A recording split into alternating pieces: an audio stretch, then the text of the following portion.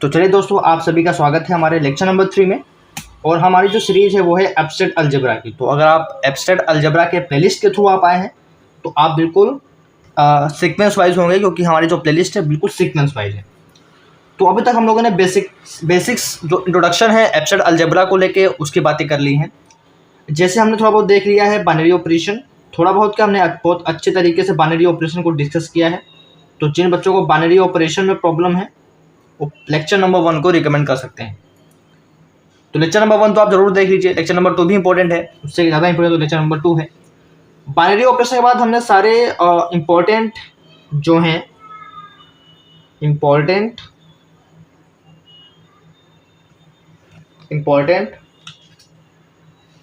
Points जो आगे हमारे ग्रुप थ्योरी में कवर होंगे उसके बारे में डिस्कस किया गया है। ठीक है, तो आगे जो हमारे इंपॉर्टेंट पॉइंट्स ग्रुप थ्योरी में यूज होंगे उनके बारे में डिस्कस किया गया है। जैसे क्लोजर एक्सियम,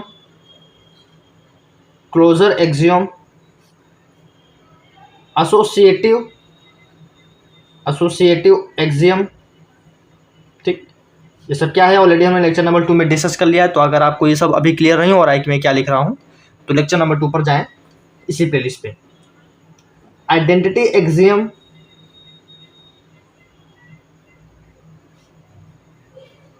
इनवर्स एक्सियम,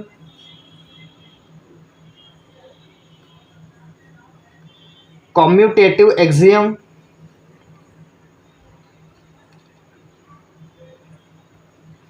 और ये जो एक्सियम है आप इनको अगर आप एक्सियम से कनेक्ट नहीं कर पा रहे हैं तो प्रॉपर्टी भी बोल सकते हैं।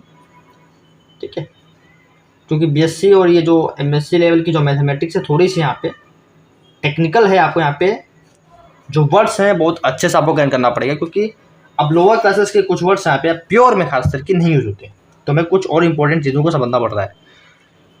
तो अभी तक की बातें यहाँ तक हो चुकी हैं। अब इससे पहले कि हम ग्रुप थ्योरी पर मूव करें हमें थोड़ा सा और बेसिक देख लेना चाहिए, और वो बेसिक है थोड़ा सा सेट से रिलेटेड। तो मैंने आपको पहले ही बता दिया है कि बहुत सेट के डीपली हम नहीं जाएंगे। लेक्चर 1 में हमने आपको बताया था कि हम सेट के एकदम डीप में नहीं जाएंगे। ठीक है, तो आप लोग पहले से ही सेट थ्योरी थोड़ा बहुत क्लास 11 में पढ़ रखे हैं, हमें ऐसा सोचते हैं। और बीएससी फर्स्ट ईयर में भी मेरे ख्याल से सेट थ्योरी का कुछ पोर्शन वहाँ पे है सिलेबस में। तो बीएससी फर्स्ट ईयर, चूँकि जो सिलेबस है वो बीएससी थर्ड ईयर का है, जनरली बीएससी थर्ड ईयर में ही एब्स्ट्रैक्ट अलजेब्रा आता है। तो हम इतना तो सोच के चल रहे हैं कि आपको सेट थोड़ी बहुत आती है। ठीक है, आपको पता है कि सेट वगैरह होते क्या। तो आज की जो इंपॉर्टेंट हेडिंग है वो है कार्टेशियन प्रोडक्ट ऑफ सेट्स। अगर आपने सेट थ्योरी पढ़ रखी है तो उसमें आपने ये टॉपिक भी पढ़ रखा होगा, कार्टेशियन प्रोडक्ट्स ऑफ सेट्स। पर जैसा नोट्स यहाँ पे मैं लिख रहा हूँ प्लीज़ आप वैसा ही नोट्स पढ़ाते चलें, क्योंकि आपके ये नोट्स सिर्फ बीएससी लेवल पे ही काम नहीं आएंगे, एमएससी का एंट्रेंस लेवल एग्जाम दे रहे हैं वहाँ पे काम आएंगे, और यूपीएससी ऑप्शनल दे रहे हैं तो ये नोट्स आपके लिए काफ़ी हेल्पफुल होंगे। ठीक है, अगर आप यूपीएससी ऑप्शनल मैथ्स ले रहे हैं तो बहुत इंपॉर्टेंट। तो Cartesian product of a set, Cartesian product कैसे डिफाइन करेंगे। लेट, आपने ए क्रॉस बी वगैरह देखा होगा, इसी को ही कार्टेशियन प्रोडक्ट बोलते हैं। बट कैसे तो डिफाइन कैसे करेंगे, तो लेट कंसीडर सम सेट्स। हमने सेट लिया S1, S2, S3 और ऐसे से करके हम लोगों ने Sn सेट ले लिए। Then the Cartesian product of these sets. इन सेट्स का जो कार्टेशियन प्रोडक्ट होगा वो कैसे डिफाइन होगा, इज डिफाइंड एज। ठीक है, ये है डेफिनेशन। तो ये अभी हम लोग डेफिनेशन लिख रहे हैं, अभी समझेंगे। मैं देख लेता हूँ कि क्लियर दिख रहा है कि नहीं एक बार। I think it is clear on screen.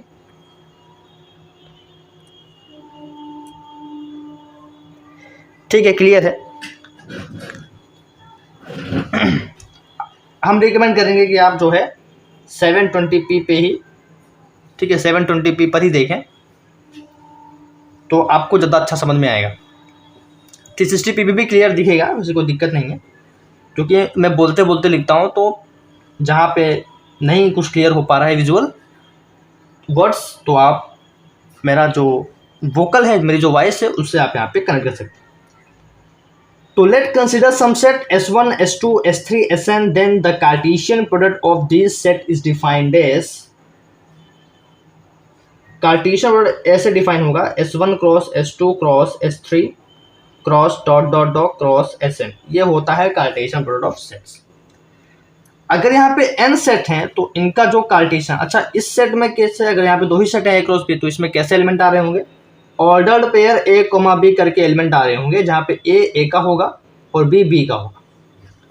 तो ऐसे ही इसमें भी हम एलिमेंट्स यहाँ पे लिख सकते हैं। तो इस सेट, ये पूरे सेट में किस तरीके के, कैसे टाइप के एलिमेंट आएंगे, ऐसे एलिमेंट आएंगे। S1 जो होगा S1 से होगा, S2 S3 करके ऐसे करके Sn तक जाएगा, जहाँ पे S1 बिलोंग कर रहा है S1 से, S2 बिलोंग कर रहा है S2 से, और Sn बिलोंग कर रहा है Sn से। ऐसे एलिमेंट इस सेट में आएंगे। वैसे तो लीनियर अलजेब्रा हम आपको बताएंगे, लेकिन अभी आप यहाँ पे देख लीजिए, इसको बोलते हैं n टपल। इन सभी चीज़ों की चर्चा लीनियर अलजेब्रा में बहुत अच्छे से होगी। तो जो हमारी लीनियर अलजेब्रा की प्लेलिस्ट अभी तो नहीं बनी है, फ्यूचर में तो बनेगी ही, वहाँ पे आप यहाँ पे देख लीजिए कि वहाँ पे हम ऑलरेडी आपको बताएंगे कि ये टपल्स वगैरह क्या हो।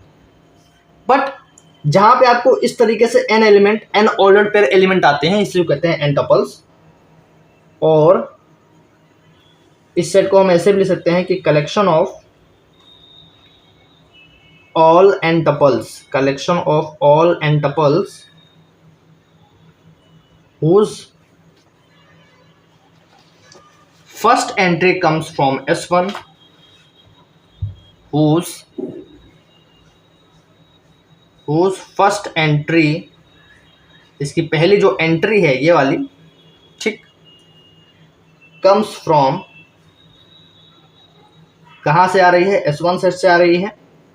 फिर सेकेंड एंट्री आपकी S2 सेट से आ रही है, सेकेंड एंट्री कम्स फ्रॉम, ठीक, comes from S2 and dot dot etcetera, ठीक। तो this is your Cartesian product of sets which is there are n sets. तो n सेट का कार्टेशियन प्रोडक्ट कुछ इस तरीके से डिफाइन, बात समझ में आ रही है। एक नॉर्मल एग्जांपल लेते हैं तो थोड़ा आपको क्लियर हो जाएगा। तो एग्जांपल में हमने लिया एक सेट S1 लिया जो कि रियल नंबर का लिया, ठीक, और दूसरा जो सेट लिया वो लिया हमने रेशनल नंबर का। तो एक सेट हमने रियल नंबर का लिया, एक दूसरा सेट हमने लिया रेशनल नंबर का लिया। तो क्या हम S1 क्रॉस S2 कर सकते हैं, ठीक, क्या हम S1 क्रॉस S2 कर सकते हैं, कर सकते हैं। S1 क्रॉस S2 करने का मतलब है कि R क्रॉस Q करना, और चूंकि दो ही सेट है तो ठीक है, दो ही सेट है तो दो ऑर्डर पेयर एलिमेंट आएंगे, A B करके आएंगे, सच दैट कि A आपका यहाँ पे रियल नंबर से होगा और B आपका यहाँ पे क्या होगा, B आपका यहाँ पे क्या होगा, रेशनल नंबर से होगा। अब चूंकि दो ही ऑर्डर पेयर एलिमेंट आए हैं, दो ऑर्डर पेयर के एलिमेंट्स आ रहे हैं, तो इसे बोलेंगे हम टू टपल्स, इसे बोलेंगे हम टू टपल्स। और यहाँ पे n एलिमेंट्स आ रहे थे, n ऑर्डर पे एलिमेंट्स आ रहे थे, तो इसे बोलते हैं n टपल्स। यहाँ पे टू है तो टू टपल्स, इस वाले सेट के भी टू ही टपल्स जैसे एलिमेंट आएंगे।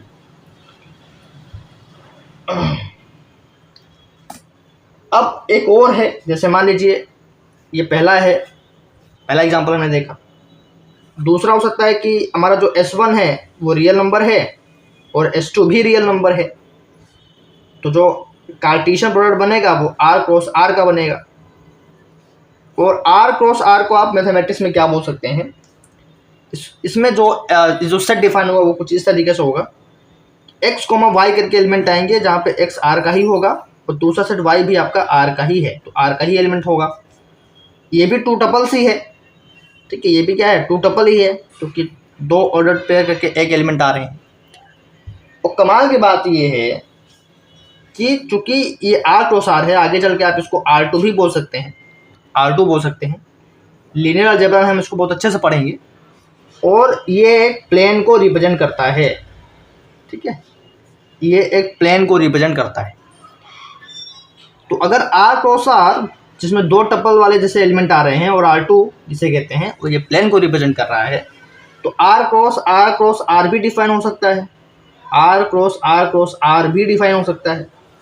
और जब R क्रॉस R डिफाइन होगा तो इसमें कैसे एलिमेंट आएंगे, x, y, z such that कि x belongs to R, y belongs to R and z belongs to R करके एलिमेंट आएंगे। अब यहाँ पे क्या है, 3 टपल्स हो गया, 3 टपल्स हो गया है। इसको R2 बोला था तो इसको क्या बोल सकते हैं, इसको R3 बोल सकते हैं। यानी ये क्या है, ये 3 डायमेंशन है, ये आपका 3 डायमेंशन है, ये आपका 3 डायमेंशन। तो ये 3D में रिप्रेजेंट करेंगे, R3 को 3D रिप्रेजेंट करता है, R3 3D को रिप्रेजेंट करता है और R2 एक प्लेन यहाँ पे सरफेस को रिप्रेजेंट करता है। सो this is your Cartesian product of set. तो एक बार आप यहाँ पे एग्जांपल के साथ इसको लिख सकते हैं। तो ऊपर वाला तो आपने लिख ही लिया होगा, नीचे वाला एग्जांपल लिख लीजिए।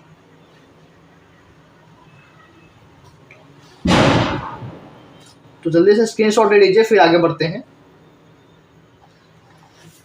तो सेट तो वैसे भी हम लोगों ने लेक्चर 1 में देखा हुआ है, अब कार्टेशियन प्रोडक्ट ऑफ सेट भी देख लिया। तो अब बात करते हैं रिलेशन। एक टॉपिक आता है सेट थ्योरी में, बहुत डिटेल में हम जो है डिटेल में बहुत ज़्यादा सेट थ्योरी हम चर्चा नहीं करेंगे क्योंकि टाइम जाएगा। ऑलरेडी सेट थ्योरी आपका एक अलग सा पोर्शन है, तो बेसिक फर्स्ट ईयर के लिए हम सेट थ्योरी की भी प्लेलिस्ट बनाएंगे, लेकिन वो एक अलग सा पोर्शन है, तो अभी हम उस पर नहीं जा रहे। ऊपर से एक बेसिक आइडिया ले रहे हैं ताकि आपको ग्रुप थ्योरी में प्रॉब्लम ना हो। अगला टॉपिक है रिलेशन। नेक्स्ट हेडिंग डालेंगे रिलेशन। तो आज हमारा जो है लेक्चर नंबर 3 है, बट स्टिल अभी हम लोग बेसिक ही कवर कर रहे हैं, कंप्लीटली ग्रुप थ्योरी अभी स्टार्ट नहीं हुआ है, इस बात को आपको ध्यान देना। तो रिलेशन हम किन्हीं 2 सेट पे डिफाइन कर सकते हैं, ठीक है। तो सिंपल से डिफिनेशन अगर हम कहें तो अ रिलेशन, अगर हम एक सिंपल से डिफिनेशन कहें कि आप अगर से कोई पूछे कि आप रिलेशन क्या होता है किन्हीं 2 सेट के बीच में, तो क्या बोलेंगे, relation is some subset. Relation क्या होता है, एक सबसेट, कुछ सबसेट होते हैं, किसके सबसेट होते हैं, of Cartesian product A cross B, of Cartesian product, of Cartesian product A cross B. A cross B एक कार्टेशियन प्रोडक्ट होता है, ठीक है, ए और बी दो नॉन एम्प्टी सेट पे। तो उसका कुछ कोई सबसेट आपका जो होगा, उसका कोई सबसेट एक रिलेशन बनेगा, ठीक है, एक रिलेशन हो। एग्जाम्पल की बात करें, ठीक है, from A to B, from A to B. For example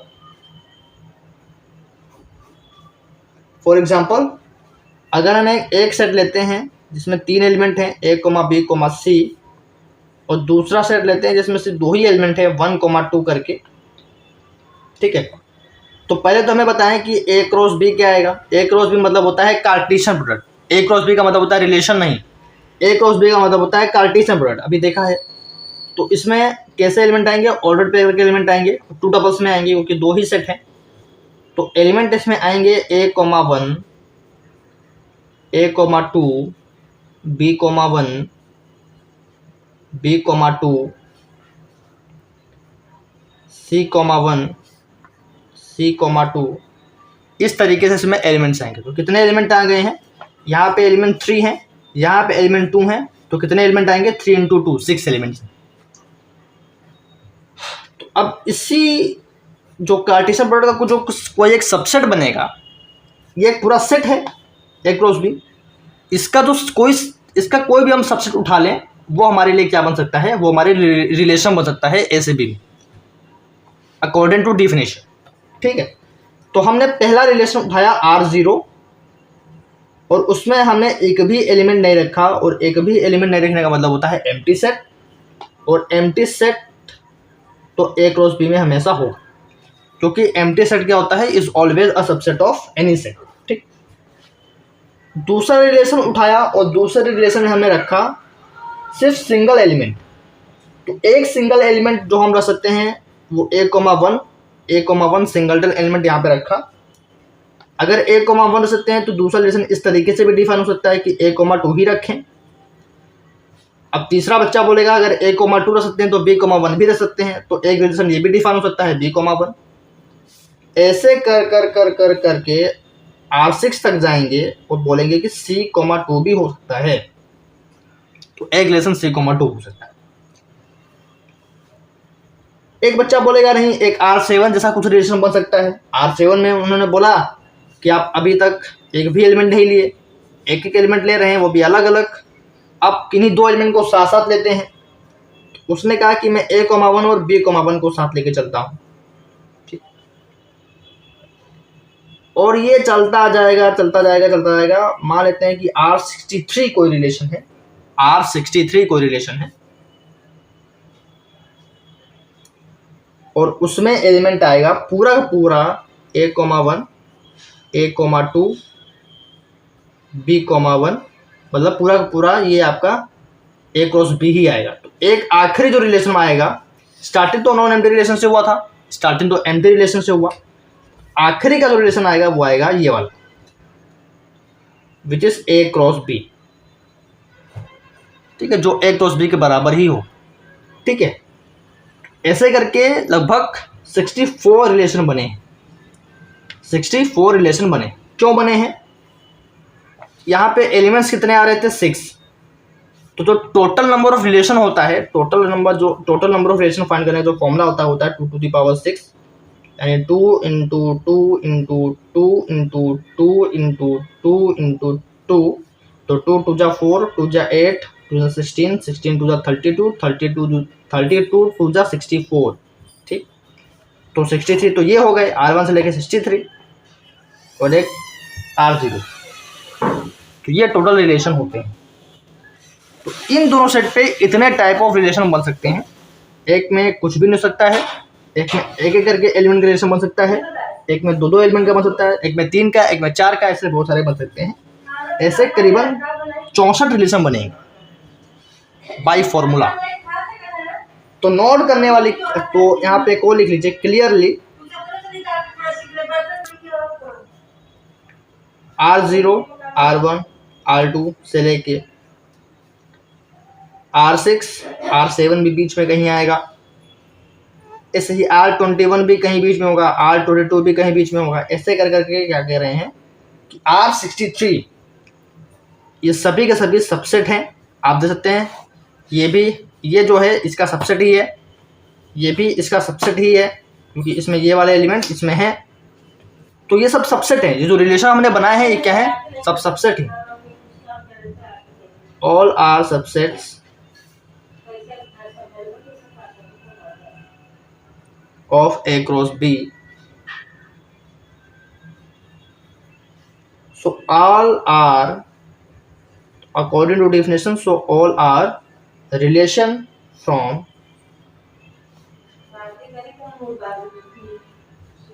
A to B. तो अभी तक अगर आपको समझ में आ गया है तो प्लीज कमेंट करिएगा। और नोट करने वाली क्या बात है कि ये फॉर्मूला मैंने कैसे लिखा है, तो नोट लिख लीजिए कि अगर आपके पास दो सेट दे रखे हैं, उसमें नंबर ऑफ एलिमेंट्स आपको पता है, तो A क्रॉस B में कितने एलिमेंट्स होंगे उन दोनों को मल्टीप्लाई कर दीजिए। जैसे यहाँ पे 2 और 3 था तो 2 3 जा 6 हो गया। लेकिन total number of relation find करना, उसके लिए फॉर्मूला आप लिखिए पहले। तो पहला फॉर्मूला तो आप ये लिखेंगे कि अगर A की कार्डिनलिटी M है और B की कार्डिनलिटी N है, तो A क्रॉस B की कार्डिनलिटी क्या होगी? M into N। ठीक, दिस इज फर्स्ट फॉर्मूला। और टोटल नंबर ऑफ रिलेशन निकालने के लिए क्या करना पड़ेगा? Total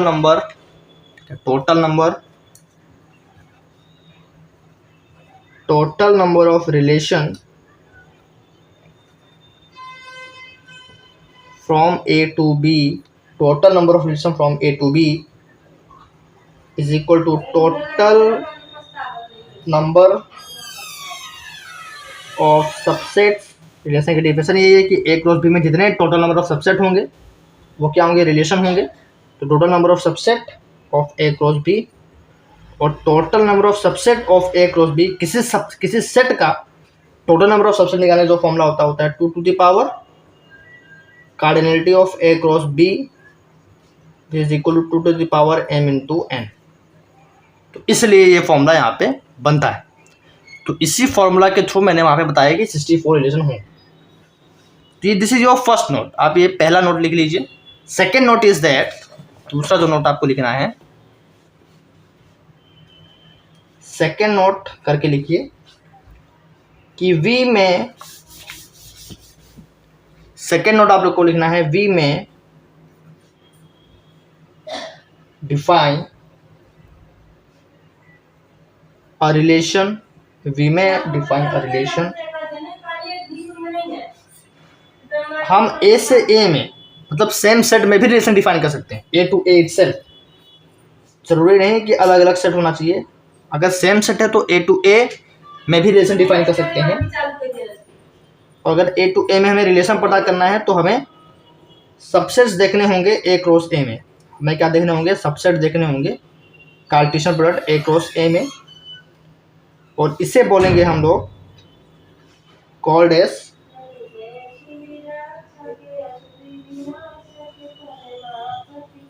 relation on set A। ठीक है, तो इसको नोट कर लीजिए और अगली हेडिंग डालिए। रिलेशन हमने देख लिया। So next heading which is important for us is equivalence relation. Relation तो समझ में आ गया कि कार्टेशियन प्रोडक्ट हमारे पास है तो उसके जो सबसेट होंगे वो हमारे पास रिलेशन होंगे। लेकिन अभी इक्विवेलेंस रिलेशन किसे कहते हैं, व्हाट इज इक्विवेलेंस रिलेशन। तो इसमें लिखेंगे अगर relation R, if relation R satisfies following three condition, following three condition. अगर कोई रिलेशन आर ये तीन कंडीशन को सेटिस्फाई करता है जो मैं भी लिखने जा रहा हूं तो वो इक्विवेलेंस रिलेशन होगा। तो let are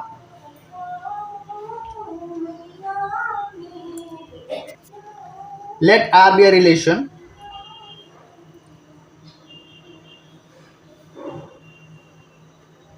on a set A, कोई नॉन एंटी सेट ए पे हमारा जो है रिलेशन आर डिफाइन है, सच दैट कि ये तीन कंडीशन सेटिस्फाई करेगा तो इक्विवेलेंस रिलेशन हो जाएगा। तो पहली कंडीशन है रिफ्लेक्सिव रिलेशन, कि इक्विवेलेंस रिलेशन बनने के लिए जो पहली रिलेशन होनी चाहिए कि आपका वो जो रिलेशन आर होना चाहिए वो पहले से क्या होना चाहिए, रिफ्लेक्सिव इन नेचर होना चाहिए। तो अगर रिफ्लेक्सिव रिलेशन होगा तो इक्विवेलेंस रिलेशन का पहला पड़ाव हमारा हो जाएगा। ठीक है, कि इक्विवेलेंस रिलेशन, कोई भी रिलेशन आर इक्विवेलेंस को बनाने के लिए, इक्विवेलेंस रिलेशन बनने के लिए पहली कंडीशन तो रिफ्लेक्सिव रिलेशन सेटिस्फाई करना ही करना चाहिए। अगर रिफ्लेक्सिव रिलेशन ही सेटिस्फाई नहीं कर रहा है तो बाकी की दो कंडीशन हम चेक नहीं करेंगे इक्विवेलेंस रिलेशन की। तो पहली रिलेशन है, पहली जो कंडीशन है वो है रिफ्लेक्सिव रिलेशन होना चाहिए। तो आर पहले रिफ्लेक्सिव रिलेशन होना चाहिए। What is reflexive relation, each element of A, जो सेट है ए है हमारा, उसके सारे एलिमेंट क्या होने चाहिए, each element of A is related to itself, अपने आप से ही रिलेटेड होने चाहिए। अगर सेट ए में दो एलिमेंट हैं ए और बी, तो ए से रिलेटेड हो और बी से रिलेटेड हो आपस में। तो each element of A is related to itself, is related to itself by the relation R, by the relation R. ठीक, या अंडर द रिलेशन आर, कुछ भी बोल सकते हैं, अंडर द रिलेशन आर। तो ये पहली कंडीशन है। ठीक। मैथमेटिकली इसको कैसे बोलेंगे, मैथमेटिकली इसको कैसे बोलेंगे, तो मैथमेटिकली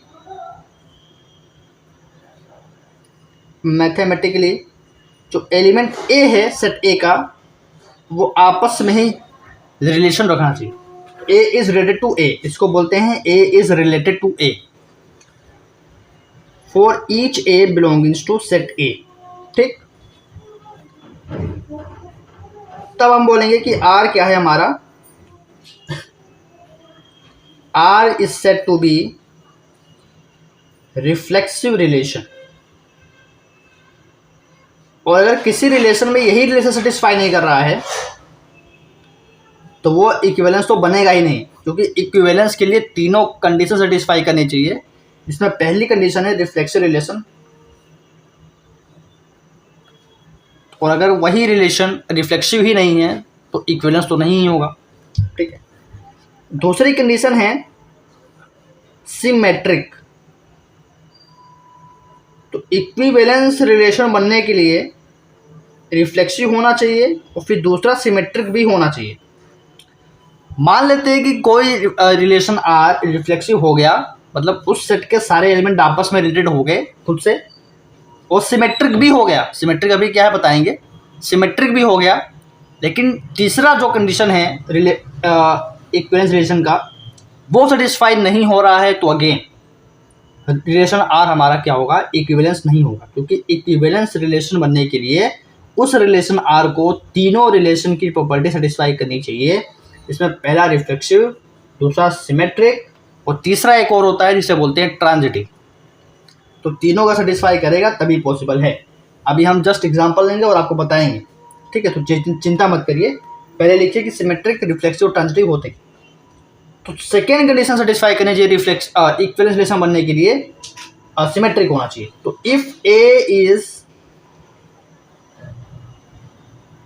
सिमेट्रिक में क्या है कि सिमेट्रिसिटी मेंटेन होनी चाहिए। अगर ए बी से रिलेटेड है, ए किसी दूसरे एलिमेंट बी से रिलेटेड है, A is related to B, A is related to B, तो सिमेट्रिक रिलेशन ये कह रहा है कि देन बी मस्ट, बहुत जरूरी है कि बी भी क्या हो, B must be related to A, B must be related to A. ठीक, under the relation R, under the relation R. So this is symmetric relation. Mathematically इसको कैसे लिखेंगे, मैथमेटिकली भी देख लीजिए भाई, मैथमेटिक्स के स्टूडेंट हैं आप लोग, तो मैथमेटिकली कैसे रिप्रेजेंट करेंगे कि अगर ए बी से रिलेटेड है तो देन बी ए से भी रिलेशन में होना चाहिए। अगर ए बी के साथ रिलेशन आर में है तो बी ए से भी रिलेटेड होना चाहिए। तो अब यहाँ पे हम लिखेंगे कि देन अगर ये है तो R is set to be, then R is set to be symmetric relation on A, symmetric relation on A. इसको मैंने रिलेशन बोला है। ठीक है, R to the power N का मतलब है रिलेशन। कुछ जो लीनियर अलजेब्रा वाले हैं वो कंफ्यूज हो जाएंगे, बोलेंगे कि ये आर एन तो नहीं है, क्योंकि आर एन होता है, वैसे भी आर एन को हम इस तरीके से लिखते हैं, तो बहुत अंतर है। तो this is symmetric relation on A. और तीसरी कंडीशन इक्विवेलेंस रिलेशन बनने के लिए होनी चाहिए ट्रांजिटिव, कि रिलेशन ट्रांजिटिव होना चाहिए। और वैसे भी सब आप पढ़ के आए होंगे, मुझे उम्मीद है, थर्ड ईयर के स्टूडेंट हैं आप लोग, तो इसमें कोई बहुत बड़ी बात नहीं है। तो अगर आपको वीडियो स्लो लग रही हो तो प्लीज़ स्पीड बढ़ा लीजिए, 2x 1.25x जितने भी x में आपको देखना है आप यहाँ पे चेकआउट कर सकते हैं। तो ट्रांजिटिव रिलेशन को मैंने यहाँ पे लैंग्वेज के फॉर्म में नहीं बताया है, डायरेक्टली बोल दिया है कि अगर ए बी से रिलेशन में है और बी किसी दूसरे एलिमेंट सी से रिलेशन में है तो अपने आप ए क्या होना चाहिए, सी से रिलेशन में आ जाना चाहिए। If A is related to B and B is related to C, then A is must related to C.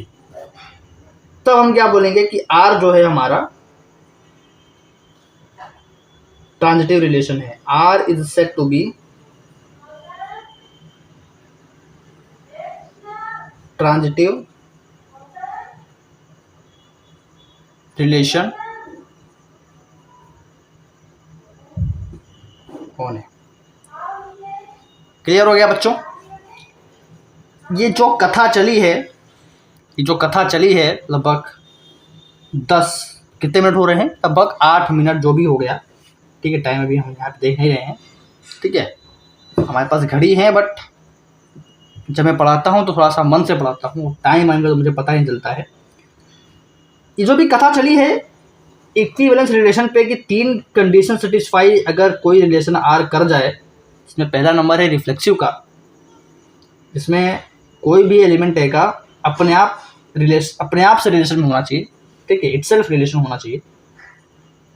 दूसरा जो कि सिमेट्रिक रिलेशन है, कोई भी एलिमेंट किसी दूसरे एलिमेंट बी से रिलेशन में है तो वो बी वाला जो है ए से भी रिलेशन में होना चाहिए.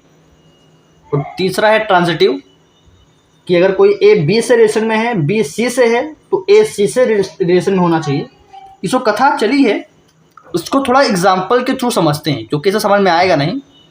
इक्विवेलेंस रिलेशन पे ये जो कथा चली है 8-9 मिनट की, इसको यहाँ पे थोड़ा सा देखते हैं. Example number, so let's talk about example.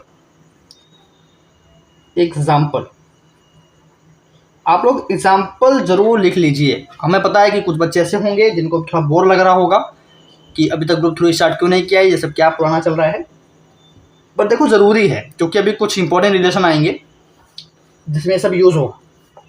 तो मैंने एक सिंपल सा सेट ले लिया है जो आप लोगों को भी पसंद आएगा, और उसमें मैंने सिर्फ 4 एलिमेंट लिए हैं, 1 2 3 4, ठीक, 1 2 3 4. मैंने पहला रिलेशन डिफाइन किया R1. आप लोग ध्यान से देखिएगा, मैं पहले सारे रिलेशन, मतलब इस सेट पे तो बहुत सारे रिलेशन डिफाइन हो सकते हैं. कितने रिलेशन डिफाइन हो सकते हैं? इस सेट पे जो रिलेशन डिफाइन हो सकते हैं वो कैसे होंगे? ए क्रॉस ए से होंगे. तो ए क्रॉस ए में कितने एलिमेंट आएंगे? 16.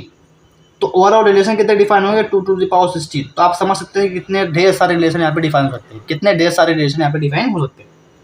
तो उनमें से मैं कुछ 3 या 4 रिलेशन डिफाइन करके दिखा रहा हूँ आपको, जिसमें से पहला है R1.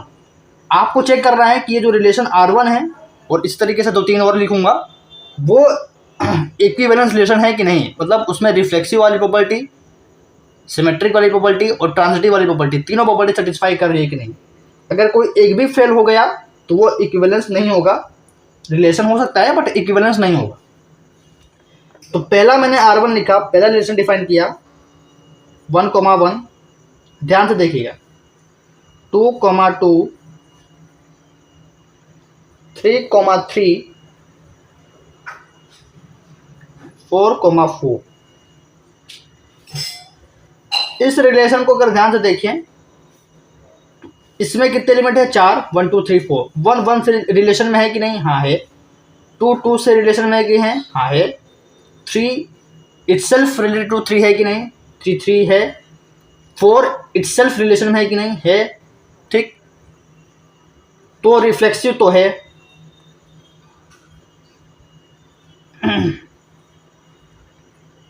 रिफ्लेक्सिव रिलेशन तो है, और ये आपका सिमेट्रिक भी है.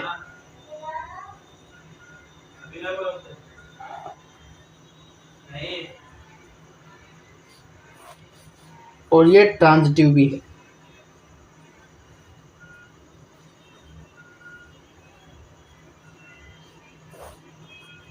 सिमेट्रिक क्यों है? चूंकि देखिए सेम एलिमेंट्स है, तो हो सकता है कि सिमेट्रिक सेटिस्फाई हो रहा हो, ठीक है. तो अगर यहाँ पे सिमेट्रिक वाली प्रॉपर्टी नहीं दी गई है, मतलब कोई दूसरा एलिमेंट भी नहीं दिया है, से 1 1 ही दिया है, कहीं 1,2 तो दिया नहीं है. अगर 1,2 नहीं दिया है तो हम कैसे बता सकते हैं? तो जब नहीं बता सकते हैं तो ये मान के चलना है कि सिमेट्रिक रिलेशन होगा. और ऐसे ही 1,2 अगर नहीं है और कहीं 2,3 नहीं है, तो अगर ये सारे एलिमेंट इस रिलेशन में है ही नहीं, तो हम ये बता नहीं सकते कि ये ट्रांजिटिव होगा कि नहीं होगा, लेकिन हम ये मान के चलेंगे कि ये ट्रांजिटिव होगा।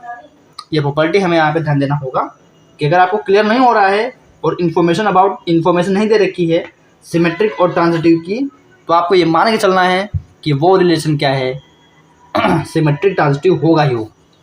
तो ये ओवरऑल रिलेशन क्या हो गया, ओवरऑल R1 क्या हो गया, इक्विवेलेंस रिलेशन हो जाएगा।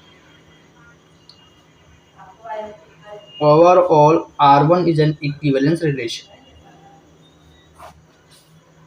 ठीक, दूसरा R2 एक और रिलेशन हम डिफाइन करते हैं और दो आपको होमवर्क भी देंगे। इसमें मैंने 1,1 लिया, 2,2 लिया, 1,3 लिया, 3,1 लिया। सिर्फ 4 एलिमेंट फिर से लिए हमने इस रिलेशन में। अब मुझे बताइए कि ये रिलेशन इक्विवेलेंस है कि नहीं। 1,1 पहले तो रिफ्लेक्सिव ही चेक करेंगे, 1,1 है, 2,2 है, वेयर इज 3,3, 3,3 तो है ही नहीं, वेयर इज 4,4, 4,4 तो है ही नहीं, तो ये तो रिफ्लेक्सिव ही नहीं है। अबेप relation is not reflexive in nature, तो ये वाला जो R2 रिलेशन है वो रिफ्लेक्सिव रिलेशन नहीं है। और अगर कोई रिलेशन रिफ्लेक्सिव ही नहीं है तो आगे की चेक करने की बात ही नहीं है। मतलब 3 इज रिलेटेड टू R3 नहीं है और 4 भी यहाँ पे नहीं है। किसी एक में ही आपका क्या हो रहा है यहाँ पे सेटिस्फाई, किसी एक में ही हम यहाँ पे क्या कर रहे हैं, कंक्लूजन दे रहे हैं कि हाँ रिफ्लेक्शन नहीं हो। तो अगर रिफ्लेक्सिव नहीं है तो no, R2 is not an equivalence relation. R2 is not an equivalence relation. ठीक, दो एग्जाम्पल हम आपको होमवर्क में देते हैं, आप कमेंट करिएगा अगले लेक्चर वाले में, अगले लेक्चर में या इसी लेक्चर में कमेंट कर दीजिएगा कि आप उसको कर पाए कि नहीं, और जो नहीं कर पाया है उसको मैं यहाँ पे रिप्लाई दूंगा। तीसरा मैं डिफाइन कर रहा हूँ 1,1, 2,2, 3,3। मेरे लेक्चर में भाई साहब जो आए शुरू से देखो, आपका सारा टॉपिक क्लियर हो जाएगा, सारा टॉपिक कवर भी हो जाएगा। ठीक है, हायर मैथमेटिक्स मैं प्लेलिस्ट बना रहा हूँ, आप समझ रहे हैं। मैं डायरेक्ट वीडियोस भी अपलोड नहीं कर रहा हूँ, मैं सबसे बड़ा काम ये कर रहा हूँ, आप लोगों को प्लेलिस्ट प्रोवाइड करवा रहा हूँ। प्लेलिस्ट यूट्यूब पे बहुत सारे होंगे बट सीक्वेंस वाइज में शायद नहीं होंगे, कुछ क्या होंगे सीक्वेंस वाइज में, लेकिन मैं ऐसे प्लेलिस्ट बना रहा हूँ इस यूट्यूब पे फ्री में तो सीक्वेंस में है, ताकि आप बिना किसी दूसरे प्लेलिस्ट पर जाए कम से कम एक प्लेलिस्ट को अच्छे से फॉलो कर पाए। अभी तो हम मैथ्स की सीरीज चालू कर रहे हैं, जब हमारा मैथ्स का अच्छा खासा कंटेंट अपलोड हो जाएगा तो फिजिक्स वगैरह केमिस्ट्री वगैरह का भी कुछ कंटेंट जो मुझे आता है आपको प्रोवाइड करवाऊँगा, या कोई और फैकल्टी अगर मैं रख पाऊँ तो उसके थ्रू भी यहाँ पे आपको प्रोवाइड करूँगा। R3 रिलेशन है, आपको ये चेक करना है कि इक्विवेलेंस है कि नहीं। हमने दो एग्जांपल आपको बताए। R4 में मैं R4 भी लिख दे रहा हूँ 1,1, एक और इसे मॉडिफाई कर देता हूँ 2,2, 3,3, 1,3, 3,2, 1,2, 4,4। इसको भी आपको चेक करना है कि ये इक्विवेलेंस है कि नहीं। ठीक, इसमें मैं आपको हिंट दे रहा हूँ कि ये इक्विवेलेंस क्यों नहीं है। ठीक, क्योंकि इसमें रिफ्लेक्सिव नहीं है।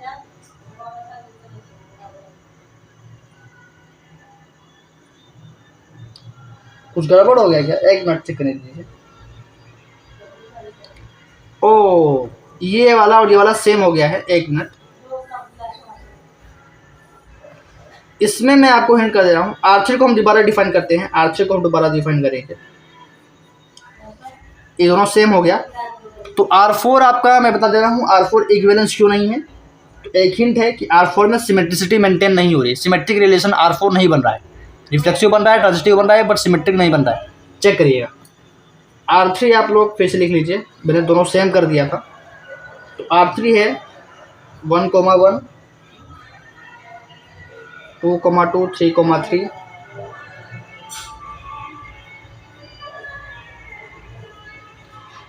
3,1। इसको भी चेक करिएगा, इसको मैं हिंट दे रहा हूँ, ये आपका रिफ्लेक्सिव इन नेचर नहीं है। तो आप चेक करिए। तो ये हो गया हमारा इक्विवेलेंस रिलेशन और उससे रिलेटेड एग्जांपल्स। अब जो अगला टॉपिक है वो है इक्विवेलेंस क्लासेस का, तो हेडिंग डालिए equivalence class.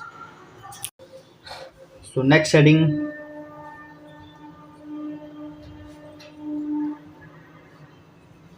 Will be equivalence class. तो अगली हेडिंग आप लोग डालेंगे इक्विवेलेंस क्लासेस। तो हम लोगों ने इक्विवेलेंस रिलेशन को देख लिया है, अब बारी है इक्विवेलेंस क्लासेस की। तो पहले तो इसकी डेफिनेशन क्या कहती है, पहले तो हमें इसकी डेफिनेशन को अच्छे से पढ़ना है। तो लेट इक्विवेलेंस क्लासेस होने के लिए जो हमारे पास आर रिलेशन होगा, पहले से क्या होना चाहिए, इक्विवेलेंस होना चाहिए, क्योंकि नाम में ही इक्विवेलेंस आ रहा है। तो let R be an equivalence relation on some non-empty set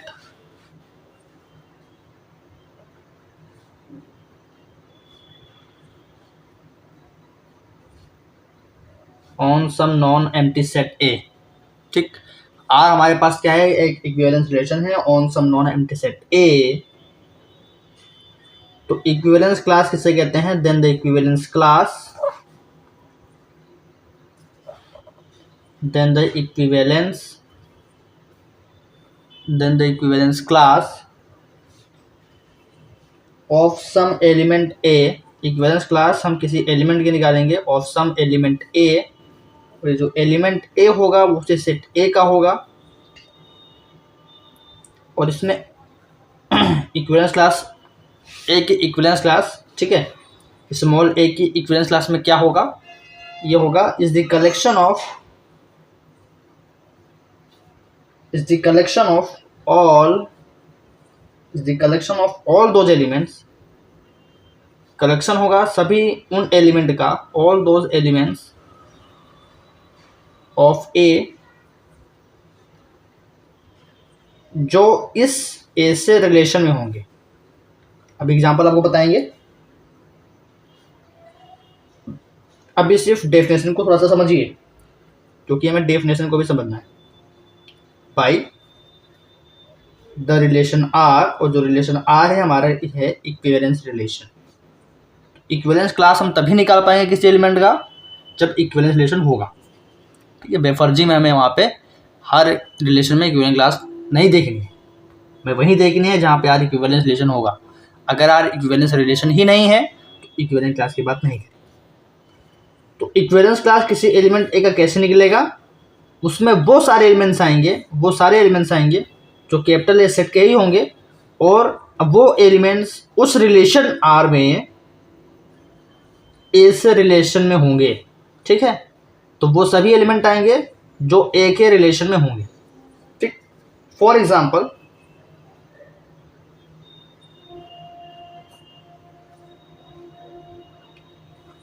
हमने एक रिलेशन R1 लिया 1,1, 2,2, 3,3, 4,4। ठीक, और जो सेट था वो हमारे पास मान लीजिए वही था जो मैंने पिछले एग्जाम्पल में देखा 1, 2, 3, 4। ठीक है, तो हमने देखा था कि ये वाला जो रिलेशन था वो था क्या, इक्विवेलेंस रिलेशन। क्या था, इक्विवेलेंस रिलेशन। तो यहाँ पे अगर ये इक्विवेलेंस रिलेशन है, अच्छा अगर हमें किसी एक एलिमेंट ए की इक्विवेलेंस क्लास निकालनी है तो जो उसका रिप्रेजेंटेशन होता है वो ये होता है। ठीक, जो उसका रिप्रेजेंटेशन होता है वो ये होता है। ठीक है, तो ये होता है, या तो आप ये भी बोल सकते हैं, कोई एलिमेंट ए का आप इक्विवेलेंस क्लास निकाल रहे हैं जो सेट ए का है, तो आप उसको इस ब्रैकेट के अंदर भी रख सकते हैं। तो जैसे ही उस एलिमेंट को आप इस ब्रैकेट के अंदर रखेंगे, इसका मतलब ये है कि इक्विवेलेंस क्लास ऑफ ए, ठीक, हाँ, ओके। तो ये दोनों ही सिंबल्स इक्विवेलेंस क्लासेस के हैं। तो अब मुझे क्या करना है, इस सेट ए में 4 एलिमेंट्स हैं, तो इन चारों की मैं इक्विवेलेंस क्लास निकाल के आपको दिखाता हूँ। और रिलेशन हमारे पास ये है जो कि इक्विवेलेंस रिलेशन है। तो इक्विवेलेंस क्लास ऑफ 1 क्या होगा, इसमें वो सभी एलिमेंट्स आएंगे, मतलब इसमें इक्विवेलेंस क्लास 1 की इक्विवेलेंस क्लास में वही एलिमेंट्स आएंगे जो 1 से रिलेशन में होंगे। तो हम रिलेशन में जाएंगे और देखेंगे कि 1 के रिलेशन में कौन कौन से एलिमेंट हैं। तो 1 के रिलेशन में देखो 1 इज रिलेटेड टू 1, तो 1 के रिलेशन में 1 है। बाकी ऐसा और कोई पेयर नहीं मिल रहा है जिसमें 1 इन्वॉल्व हो और उसके अलावा और कोई एलिमेंट उससे रिलेशन में हो। तो एक ही एलिमेंट 1 के साथ रिलेशन में है और वो खुद 1 है। ऐसे ही 2 की इक्विवेलेंस क्लास में सिर्फ 2 ही आएगा, 3 की इक्विवेलेंस क्लास में भी सिर्फ 3 ही आएगा, और 4 की इक्विवेलेंस क्लास में भी सिर्फ 4 ही आएगा। बात समझ में आ गई। तो ये हो गई इस रिलेशन के लिए equivalence classes of all elements. अगर हम दूसरा एक और इक्विवेलेंस रिलेशन लेते हैं, तो सपोज एक और दूसरा रिलेशन R2 ले लिया जो कि इक्विवेलेंस रिलेशन ही है इस सेट के लिए। लेकिन रिलेशन क्या लिया मैंने, रिलेशन दिया 1, 1, 2, 2, 3, 3, 4, 4। तो रिफ्लेक्सिव नजर आ रहा होगा आपको। फिर 1, 3 ले लिया, 3, 1 भी ले लिया, 3, 2 ले लिया, 2, 3 ले लिया, 1, 2 ले लिया, 2, 1, 2 ले लिया, 2, 1 ले लिया। So it is an equivalence relation. ये आपके पास क्या है, एक इक्विवेलेंस रिलेशन है ऑन सेट ए। सेट ए वही है जो भी ऊपर हमने देखा। तो अब देखना है कि इक्विवेलेंस क्लास ऑफ 1 यानी 1 की इक्विवेलेंस क्लास में कौन कौन से एलिमेंट्स आएंगे। तो 1 से रिलेशन में कौन कौन है इस रिलेशन में, एक 1 है। फिर आगे बढ़ते हैं, 1 से रिलेटेड 3 भी है इस रिलेशन में, और फिर आगे बढ़ेंगे 2 भी है। तो 3 एलिमेंट हैं, एक 1 है, एक 2 है और एक 3 है। तो इसमें आ गए, तो 1 की इक्विवेलेंस क्लास में सिर्फ 3 एलिमेंट आएंगे जो इस रिलेशन में 1 के साथ रिलेशन में है। ठीक है। 2 की इक्विवेलेंस क्लास में कितने एलिमेंट आएंगे, एक 2 है, एक 3 है और एक 1 है। तो 2 है, 3 है, 1 है। ठीक। 3 की इक्विवेलेंस क्लास में कितने एलिमेंट आएंगे, 3 इज रिलेटेड टू 3, तो 3 आएगा, 1 आएगा, 2 भी आएगा। ठीक। एक और एलिमेंट बचा 4 से ही रिलेशन में है, तो एक ही इसका एलिमेंट आएगा 4 में। तो ये है इस रिलेशन के इक्विवेलेंट क्लासेस ऑफ 1, 2, 3 एंड 4। ठीक। यहाँ पे अगर आप ध्यान से देखें तो इक्विवेलेंस क्लास 1 की और इक्विवेलेंस क्लास 2 की और इक्विवेलेंस क्लास 3 की बराबर ही है। ठीक है, 1, 2, 3, 1, 2, 3, 1, 2, 3। आप इसको रीअरेंज कर सकते हैं। तो 1 और 2 और 3 की जो इक्विवेलेंट क्लासेस हैं सेम। 4 की इक्विवेलेंट क्लास सिर्फ मतलब बाकी की इक्विवेलेंट क्लास के बराबर नहीं है, क्योंकि 4 में सिर्फ 4 ही आ रहा है। तो इक्विवेलेंस क्लास में अगर आप ध्यान से देखें तो एक तरीके का सेट ही है जिसमें हम जिस भी एलिमेंट का इक्विवेलेंस क्लास निकाल रहे हैं, हम उसमें ये फाइंड आउट करना चाह रहे हैं कि उस सेट में वही एलिमेंट आएंगे, equivalent class of some element में उसके सेट में वही एलिमेंट आएंगे जो उस रिस्पेक्टिव रिलेशन में उसके रिलेशन के साथ होंगे। ठीक है, उस एलिमेंट के रिलेशन के साथ में होंगे।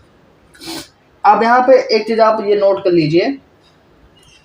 ठीक है, नोट डालिए, और नोट आपको ये करना है, अभी आप ये नोट कर लीजिए। इसके बाद हम आगे की क्लासेस जो है बाद में करेंगे। आज के लिए बस इतना है क्योंकि क्लास काफ़ी लंबी हो गई है।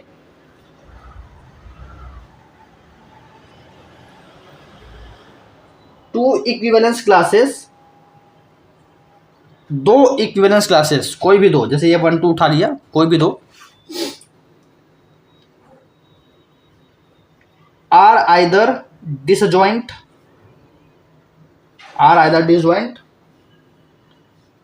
और इक्वल नहीं, आइडेंटिकल बोल सकते। ठीक। जैसे ये वाली इक्विवेलेंस क्लास और ये वाली इक्विवेलेंस क्लास आपस में डिसजॉइंट है, 3 वाली और 4 वाली आपस में डिसजॉइंट है क्योंकि कुछ भी कॉमन नहीं है। लेकिन ये वाली क्लास और ये वाली क्लास, वन एलिमेंट की क्लास, 2 एलिमेंट की इक्विवेलेंस क्लास और 3 एलिमेंट की इक्विवेलेंस क्लास आपस में क्या है, आइडेंटिकल है, आपस में क्या है, आइडेंटिकल है। तो ये नोट आपको ध्यान देना था। तो फ्रॉम एबव रिलेशन लिख सकते हैं कि equivalence class of 1, equivalence class of 2, equivalence class of 3 are identical and are completely disjoint from equivalence class of 4।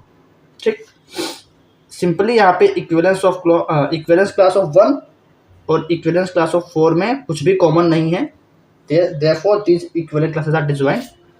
ऐसा भी लिख सकते हैं कि 2 में भी 4 के साथ कुछ भी कॉमन नहीं है और 3 की इक्विवेलेंट क्लास में भी, 3 की इक्विवेलेंट क्लास और 4 की इक्विवेलेंट क्लास में भी कुछ भी कॉमन नहीं है, गारंटी। तो इस गिवन नोट को हम प्रूफ भी कर सकते हैं। तो इसका जो प्रूफ है हम लोग अगले लेक्चर में करेंगे। तब तक के लिए मिलते हैं, all the best, goodbye. उम्मीद है कि आप नोट्स बनाए होंगे और अगले लेक्चर का इंतज़ार करिए और जैसे ही अपलोड हो जाएगी तो आप इस प्लेलिस्ट के थ्रू जाके उसको कवर कर लीजिए। तो अभी हमें लगभग 1-2 लेक्चर और लगेंगे ग्रुप थ्योरी को स्टार्ट करने, क्योंकि अभी हमें एक इम्पोर्टेंट पॉइंट कवर करवाना है इसी रिलेशन में, और वो है हमारे पास कॉन्ग्रुएंस रिलेशन। और कॉन्ग्रुएंस रिलेशन ग्रुप थ्योरी में अच्छा खासा यहाँ पे यूज़ होता है, तो हमको ये रिलेशन पता होना चाहिए। तो इस रिलेशन को पहले करवाएंगे, देन ग्रुप थ्योरी स्टार्ट करेंगे। तब तक के लिए मिलते हैं, तो बस गुड बाय।